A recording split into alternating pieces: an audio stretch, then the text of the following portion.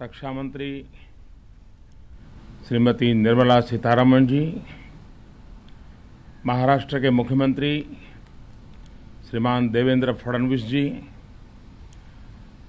रक्षा राज्य मंत्री डॉक्टर सुभाष भामरे जी, राष्ट्रीय सुरक्षा सलाहकार श्रीमान अजीत डोवाल जी, फ्रांस के राजदूत अलेक्जेंडर जिग्रल व अन्य फ्रांसीसी अतिथिगण, नौसेना के प्रमुख admiral Sunil Lamba ji, commanding in chief western naval command vice admiral Girish Luthra ji, vice admiral DM Deshpande ji, CMD MDL Shriman Rakesh Anand, captain HD Mahnale, नौसेना के अन्य अधिकारी एवं सैनिकगण, MDL Mazagon docks shipbuilders limited के अधिकारी एवं कर्मचारीगण, कार्यक्रम में उपस्थित अन्य सभी गणमान्य महानुभाव, आज 125 करोड़ भारतीयों के लिए यह गौरव से भरा हुआ एक महत्वपूर्ण दिवस है। मैं सभी देशवासियों को इस ऐतिहासिक उपलब्धि पर बहुत बहुत बधाई देता हूं।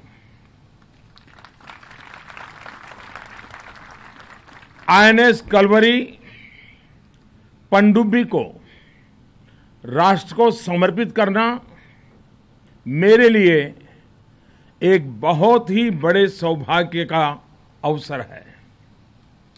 मैं देश की जनता की तरफ से भारतीय नौसेना को भी अनेक अनेक शुभकामनाएं अर्पित करता हूं। करीब 2 दशक के अंतराल के बाद भारत को इस तरह की पनडुब्बी मिल रही है। नौसेना के बेड़े में कलवरी का जुड़ना रक्षा क्षेत्र में हमारी तरफ से उठाया गया एक बहुत बड़ा कदम है।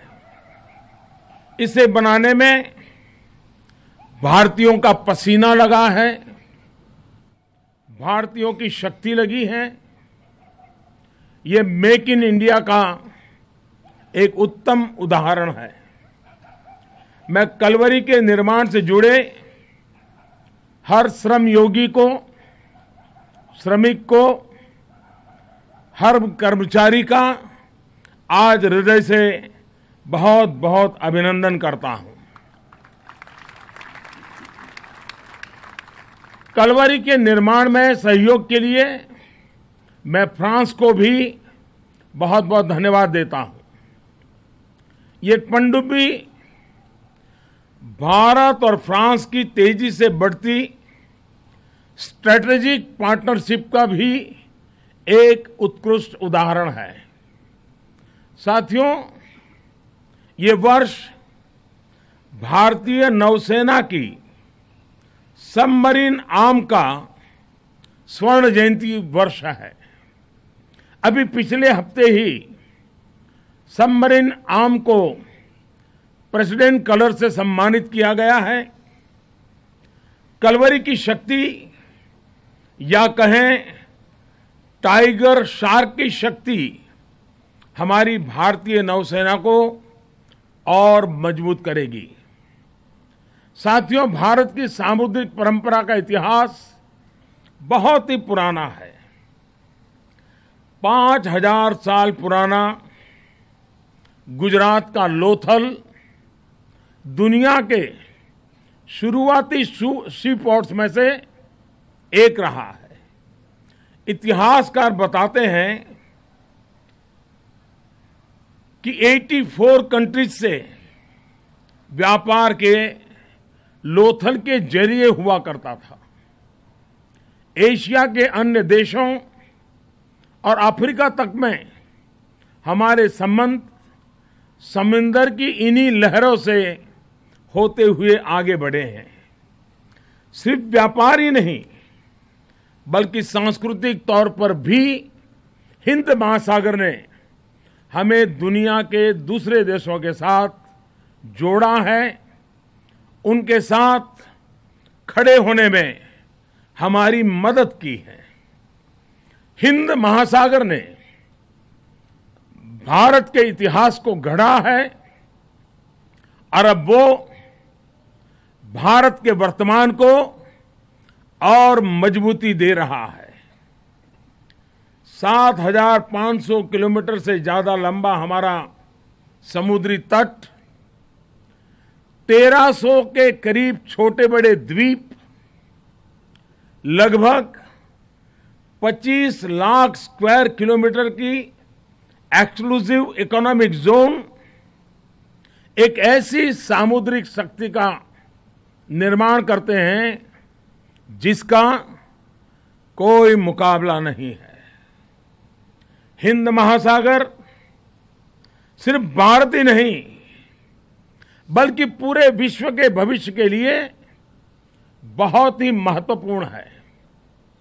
ये महासागर दुनिया के 2/3 ऑयल शिपमेंट्स, दुनिया के 1/3 बल्क कार्गो और दुनिया के आधा कंटेनर ट्रैफिक का भार वहन करने वाला है, करता है। इससे होकर गुजरने वाला 3/4 ट्रैफिक दुनिया के दूसरे हिस्सों में जाता है। इसमें उठने वाली लहरें दुनिया के 40 देशों और 40% जनसंख्या तक पहुंचती है। साथियों, कहा जाता है कि 21वीं सदी एशिया की सदी है। ये भी तय है कि 21वीं सदी के विकास का रास्ता हिंद महासागर से होकर के ही निकलेगा। और इसलिए हिंद महासागर की हमारी सरकार में की नीतियों में एक विशेष उसका स्थान है, विशेष जगह है। ये अप्रोच हमारे विजन में झलकती है। मैं इसे एक